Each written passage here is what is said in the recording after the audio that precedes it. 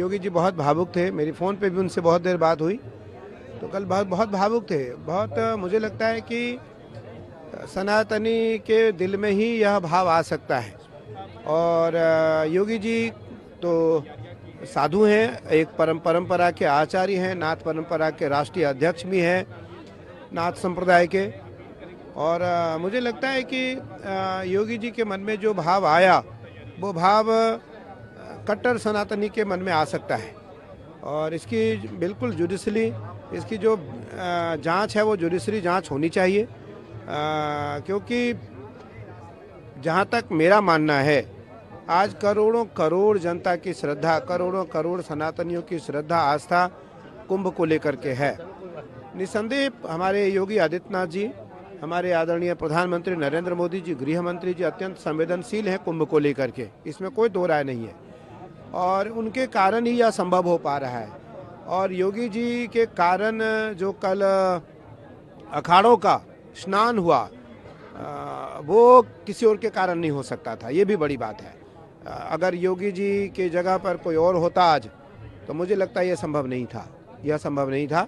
और मैं आचार्य होने के नाते ये बात कह रहा हूँ कि सभी अखाड़ों ने एक साथ एकजुट होकर के सरकार का समर्थन किया और आम जनमानस का सहयोग किया, जो सनातनी है उनका सहयोग किया। और सनातनियों का सहयोग करना ही साधु संतों का धर्म है, कर्तव्य भी है और आवश्यक भी है, तीनों बातें। तो इसलिए सनातन धर्मावलंबी जो लोग हैं उनको इस बात का जरूर ध्यान रखना चाहिए कि हमें कुंभ की मर्यादा का पालन भी करना है।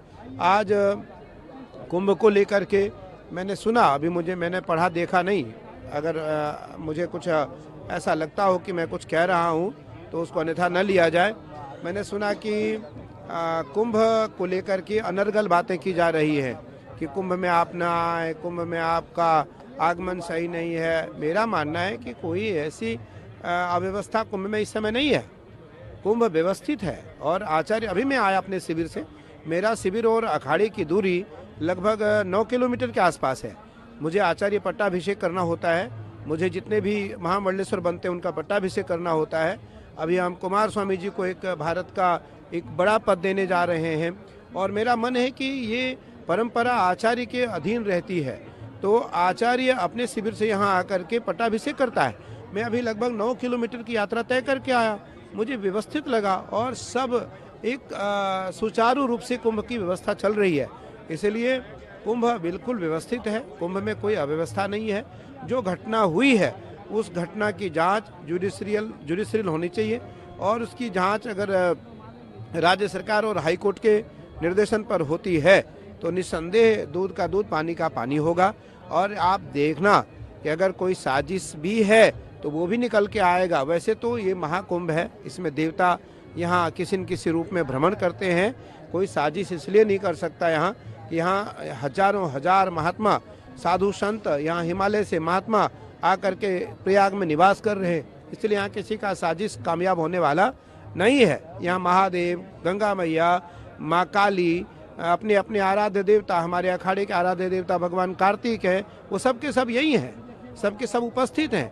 और जब कल योगी जी से मेरी बात हुई, योगी जी ने कहा कि आचार्य श्री सभी अखाड़े स्नान करेंगे। मुझे कितना अच्छा लगा और सभी अखाड़ों ने एक स्वर में माना उस बात को, एक भी कोई प्रतिक्रिया नहीं आई होगी।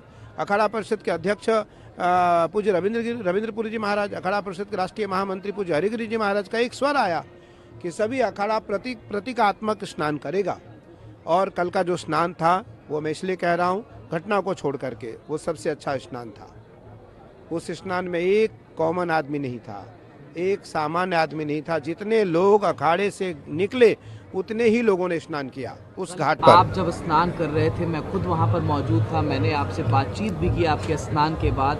लेकिन उत्तर प्रदेश के पूर्व मुख्यमंत्री और समाजवादी पार्टी प्रमुख अखिलेश यादव का बयान आया है। उन्होंने कहा है कि जिस तरीके से पब्लिसिटी महाकुंभ की गई वो बहुत ज़्यादा हाइप था, इंफ्रास्ट्रक्चर का अभाव दिखाई देता है यहाँ पे ग्रास रूट पर और आम लोगों को दिक्कतें हुई। अब जो लोग गुम गए हैं उनकी रिपोर्ट बनानी चाहिए, लोगों को मिलवाना चाहिए। साफ तौर से उन्होंने गवर्नमेंट पर निशाना साधा। उन्होंने कहा कि महाकुंभ में अव्यवस्था हो गई। क्या नाम है आपका? अमृत प्रकाश तिवारी। अमृत प्रकाश जी, मैं किसी व्यक्ति का बिना नाम लिए कहना चाहूँगा, इतिहास में कभी इतनी भीड़ नहीं हुई। लगभग 32 वर्ष हो गए मुझे कुंभ में काम करते, और मैं अखाड़े के सारे पदों पर रहा। छोटे पदों से लेकर आज मैं भारत के सबसे बड़े पद पर स्थापित हूँ। कभी इतना जन सैलाब कुंभ में नहीं हुआ।